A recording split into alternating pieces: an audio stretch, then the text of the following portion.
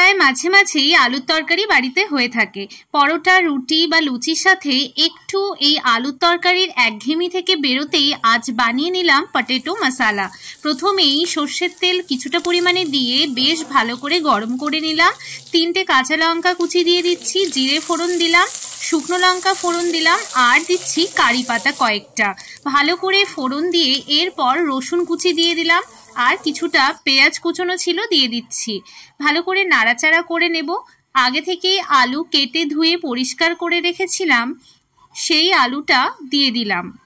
কিছুক্ষণ ধরে আলুগুলো পেঁয়াজ রসুনের সাথে ভেজে নেব। কারি পাতাটা দিয়েছিলাম একটা সুন্দর স্মেলের জন্য। আজকের এই বিশেষ রান্নায় কিন্তু কারি পাতা। তোমরাও বাড়িতে বানিয়ে দেখো, খুব ভালো লাগে এই পটেটো মশালা। এইবার ভাজা ভাজা হতে হতেই আমি দিয়ে দিচ্ছি 1 চা চামচ মতো জিরে গুঁড়ো, 1 চা চামচ মতো ধনে গুঁড়ো আর অল্প পরিমাণে কাশ্মীরি লঙ্কার গুঁড়ো। ভালোভাবে আলুর সাথে মিশিয়ে নেব। ঢাকা দিয়ে বেশ কিছুক্ষণের জন্য সেদ্ধ হতে দেব। সেদ্ধ হয়ে গেছে, ঢাকা সরিয়ে নিলাম।